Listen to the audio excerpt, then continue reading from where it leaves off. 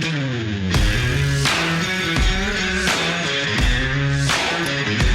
well-regulated militia being necessary to the security of a free state. The right of the people to keep and bear arms shall not be infringed.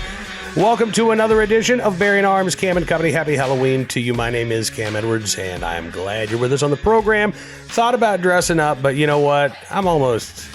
I'm disturbingly close to 50 years old. I think it's a little too old to be dressing up for Halloween on camera. But I hope that you enjoy your trick-or-treating wherever it may take you. We actually haven't had trick-or-treaters since we moved to the farm. 10 years since we've had a trick-or-treater. We decorate the house for the, folks from the post office who come by. That's about it. All right. We are going to be talking about a scary situation here on Cam and Company today. Not spooky, but scary. An attempt by D.C. and the metro system to prevent individuals from exercising their right to bear arms on public transportation. Now, I should note that Metro has banned firearms from their trains and their buses, so they are trying to keep this ban in place. This ban is being challenged in federal court by 4 individuals who would like to lawfully carry on the Metro. And right now, D.C. is putting up a defense. So the latest filing in this case, you've had the initial complaint, D.C.'s response, and now the plaintiffs have had their chance to respond to the district's argument, which is basically they don't have standing to sue. But even if they did, this prohibition would be okay because public transportation should be considered a sensitive place where firearms are off limits. In their request for a preliminary injunction, the plaintiffs write that they are likely to prevail on the merits because the district has failed to point to established representative, quote, distinctly similar restrictions from the founding era banning firearm carry on public transportation vehicles. Public transportation, they note, arose shortly after ratification of the Second Amendment, grew throughout the 19th century to include ferry services, riverboats, omnibuses, commuter rail, interstate passenger rail, and streetcars. In the early 20th century, subway service developed, and the defendants have been able to point to no laws prohibiting gun carry on these conveyances during the relevant period, much less an established tradition of banning gun carry on public transportation, which they say dooms the provision in D.C. Code barring firearms on the Metro. As for their sensitive place argument, the plaintiffs point out that the district and the Metro system is not analogous to schools or to the grounds of the U.S. Capitol. They say the mere fact that minors and government workers are present does not convert a public place into a sensitive place. Noting that if guns can be banned everywhere that children or government workers might be, then there would be no place in Washington, D.C. where plaintiffs could exercise their Second Amendment right to carry a firearm for personal protection, which, by the way, would be seen as a feature and not a bug for the District of Columbia because they don't want people carrying concealed. Not on Metro subway cars, not on Metro buses, not on city streets, frankly, not even in your own home. That issue, thankfully, has been decided in favor of gun owners. But again, the district's hostility towards the right to keep and bear arms, unfortunately, is still very much around. The plaintiffs also note that even today, carry on public transportation is banned in only a handful of states, and they say that the pedigree of those laws dates back only to the late 20th century. They note that California, for example, not a, quote, particularly favorable state for Second Amendment freedoms, specifically allows carry on public transportation for those with a carry license. They note as well that New York did not ban public transportation carry until a, quote, fit of pique following his loss in Bruen, and a New York district court has issued a temporary restraining order restraining enforcement of that provision. They note that because the District of Columbia has failed to justify its carry ban as Bruen requires, plaintiffs are likely to succeed on its merits. I'm really glad to see that the attorneys in this case, George Lyon and Matthew Bergstrom from Arsenal Attorneys, pointed out that New York actually allowed carry on public transportation until just a few months ago, when all of a sudden it became incredibly important that the state of New York be able to ban concealed carry in public transportation when only a select few number of people, or maybe when primarily only those outside of New York City in certain jurisdictions were able to obtain a carry license, well, that was fine, right? But as soon as the May issue laws were ruled unconstitutional, and the Supreme Court said, listen, we're talking about a fundamental right here. People have the right not only to keep arms in their home for self-defense, but they have the right to bear arms in public for self-defense as well. Only then, faced with an onslaught of applications from New Yorkers who were eager to start exercising their Second Amendment rights, only then did the state of New York decide, we've got to make that a sensitive place. And I don't think that that was an accident. I think, again, that this was intentional. As long as New York believed that it was able to limit the type of person, right, who could obtain a concealed carry license by requiring that they show some sort of good cause or justifiable need, well, those folks could carry in all kinds of places, right? But once it was about a right and exercising a right, then all of a sudden it became about curtailing and diminishing that right as much as possible. Not only public transportation, but again, houses of worship, all private property by default. And a lot of places that are private property, even those property owners not able to allow concealed carry on the premises. When it comes to public property, though, I think the bans are even more suspect. Because again, we're talking about a fundamental right here. Now, the Supreme Court did say in Bruen that there are certain long-standing prohibitions on carrying in sensitive places, like polling places, legislative assemblies, and courthouses. But they noted that those were the exceptions, right? That the rule is that the right to carry is respected. Not in Washington, D.C., and certainly not when it comes to carrying in public transportation. As the plaintiffs point out, both the government and their amici demonstrate a, quote, fundamental misunderstanding of Bruen. Their filings essentially suggested the court, in conducting the sensitive places analysis here, engage in the same means, ends, interest balancing that Bruen rejected. Their essential argument spread throughout their filings is that guns are dangerous, and that guns are especially dangerous on the metro. The plaintiff says, plaintiff's right, although the first point is indisputable, the second is debatable, but largely irrelevant under the analysis that Bruen requires. Accordingly, it is appropriate to review the Bruen framework, which says that this interest balancing test, which the lower courts have broadly adopted, going back to the wake of the Heller decision in 2008, in the words of Justice Clarence Thomas, is one step too many.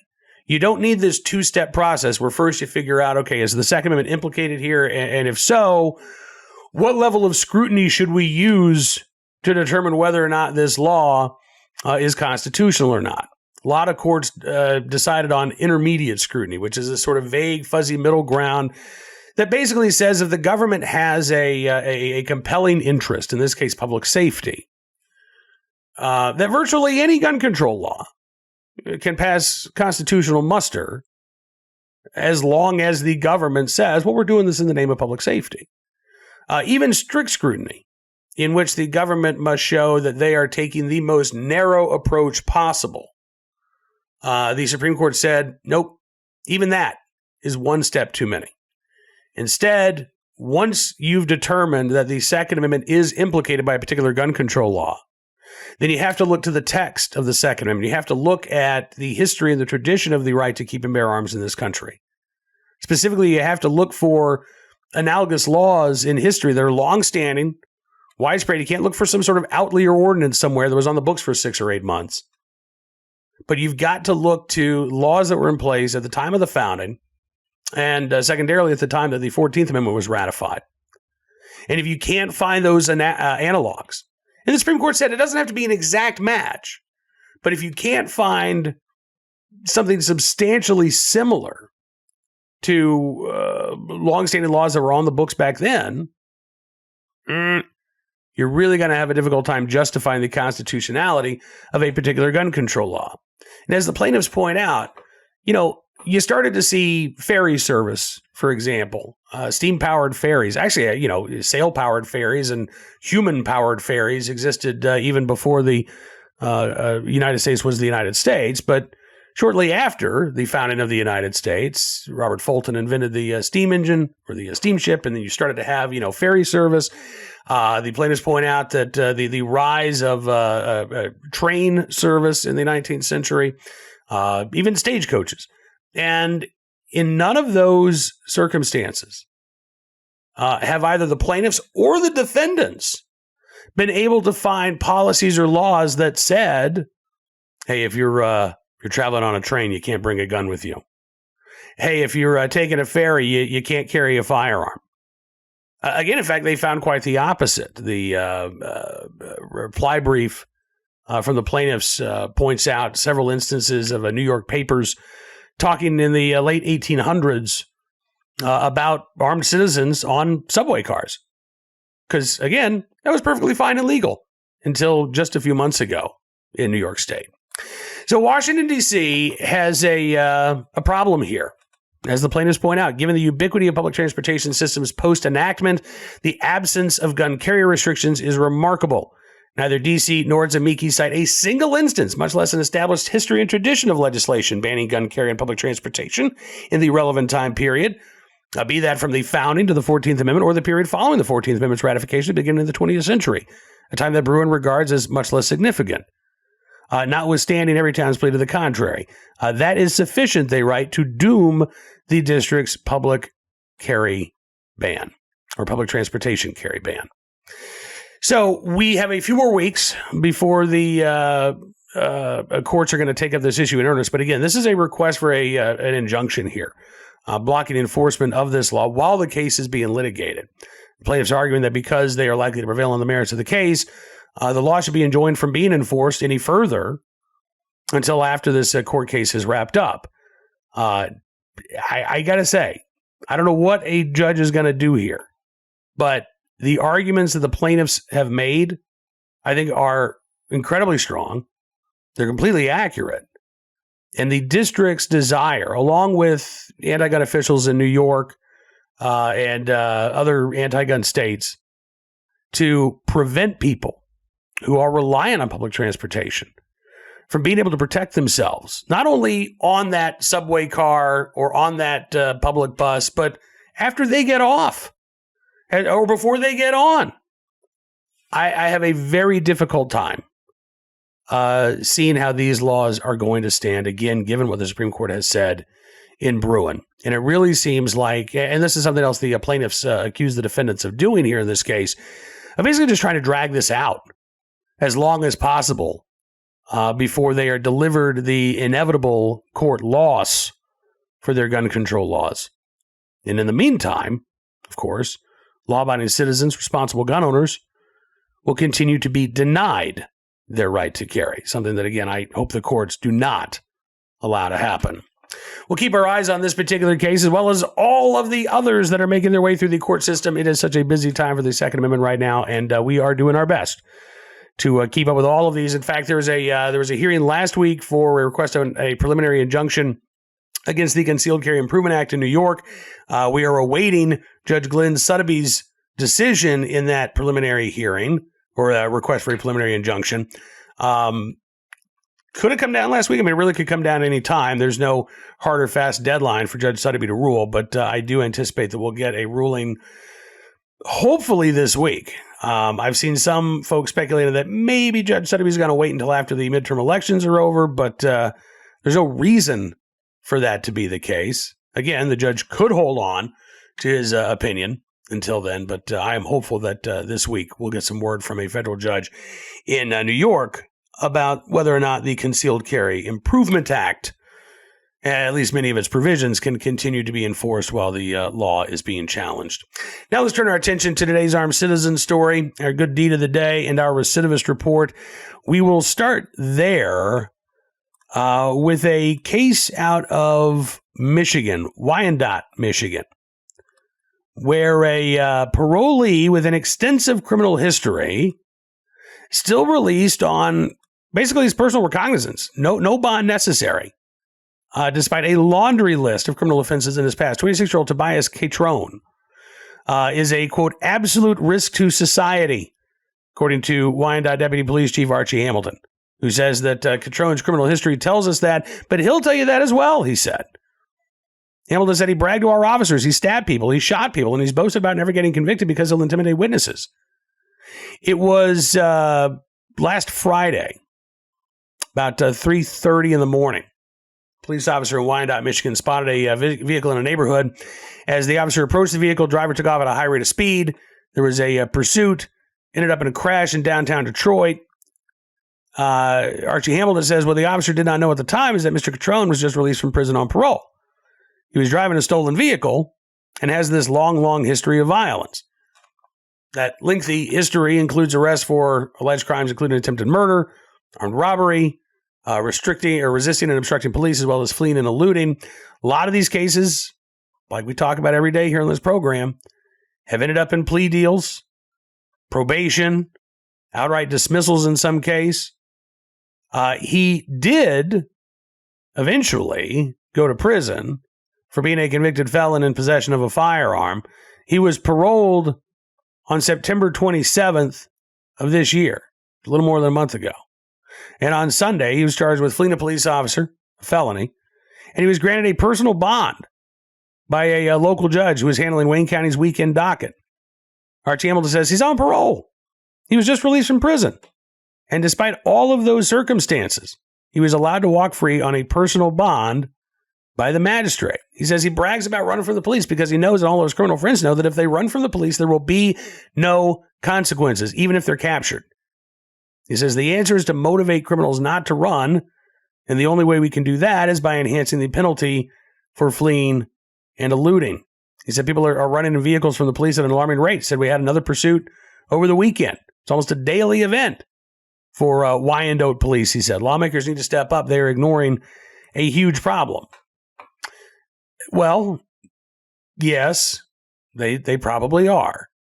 But unfortunately, with Michigan's Governor Gretchen Whitmer not inclined to get tough on violent criminals and more inclined to go after responsible gun owners, it's probably going to take a change in leadership in Michigan before lawmakers are really able to fundamentally address this issue. Now, today's armed citizen story from Ferguson, Missouri, where the body of a teenager found in a backyard, police say, may be related to an attempted carjacking that took place over the weekend, a carjacking that apparently was stopped by an armed citizen. That carjacking happened Thursday morning. And about 8:20 on Thursday, a man who lives there in Ferguson looked out his window and saw a body in the backyard.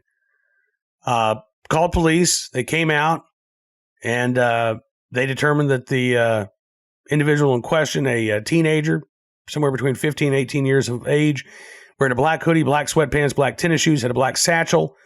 There were also several other items found near the body. Police say the items did not belong to the residents and weren't seen in the backyard the night before. Several hours earlier, about 2 o'clock in the morning, police had been conducting a check for 3 individuals who were scoping out cars in the area. 2 of the men were wearing all black clothing. One had on a gray hoodie. Police say that they then heard several gunshots, and they saw a vehicle which had several holes in the windshield and front passenger window slowly driving down the street. Officers obviously pulled the car over, talked to the driver, who told him that he had been sitting in his vehicle when he spotted the 3 men. One of them, the driver said, was holding what he thought was a gun and reached for the driver's door handle. That's when the driver reached for his own gun and fired several shots. The driver drove away, saw the police vehicle, and pulled over to report what had happened. Police searched the area for possible victims but couldn't find any. Police now, though, say that these 2 incidents appear to be related.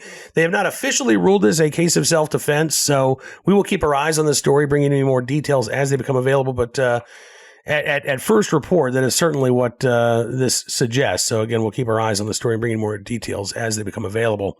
Finally today, our good deed of the day, in the right place at the right time, even hundreds of feet in the air. A man flying a paramotor and other Good Samaritans rescuing a woman after her car plunged into a canal in southwest Miami-Dade County over the weekend. Yeah, this was pretty frightening. Cristiano Piquet Says he's, just spending his Sunday morning gliding in his paramotor. He had a friend there and he saw a splash. He said, I turned around to get a better shot with my GoPro and I see a car in the canal. He said, so I flew closer to the car and I saw someone inside the car, like yelling for help. So Cristiano Piquet was able to land not far away from that canal. And then he ran over to help. Both he and his friend making contact with the driver of the car who said, oh my God, I fell in with my car in here. There was another individual on the other side of the canal, apparently a neighbor who also had heard what happened. The three men were all able to help assist that woman to safety. The neighbor getting a rope and actually pulling the woman from the canal. Piquet said, everything happened so fast. After we got her to safety, we called 911. They came. He said they gave her the help that she needed. He says he's just grateful he was able to lend a helping hand. He said, I wish I would know more about why she was there. Thankfully, the injury she received, non-life-threatening. Police still investigating the cause of the crash. But thanks again to the fast response of Cristiano Piquet flying in the skies overhead, as well as the neighbor on the ground. Thankfully, this woman looks like is going to be okay. Now, that is all we've got for you on this edition of Bearing Arms Cam & Company. I do want to thank you for being a part of the program as always. We'll be back tomorrow with even more of the latest Second Amendment news and information from all across the nation, just a week away from Election Day. I have a feeling I know what our topic of conversation is going to be on Tuesday's Cam & Company. In the meantime, I'd encourage you to check out BearingArms.com throughout the day. We are constantly updating the website with the latest 2A news that you need to know about. And if you like what you see, you can always become a VIP subscriber as well. Just go to BearingArms.com/subscribe. Use the promo code GUNRIGHTS, and you can get a significant savings on your VIP membership. And as our way of saying thank you for showing your support, we're going to give you exclusive news stories and analysis you won't find anywhere else, because your support does matter, and it really does make a difference. So thank you again. Like I said, have a great Halloween. Happy hauntings, and we'll see you back here tomorrow. Until then, be well, be safe, and be free.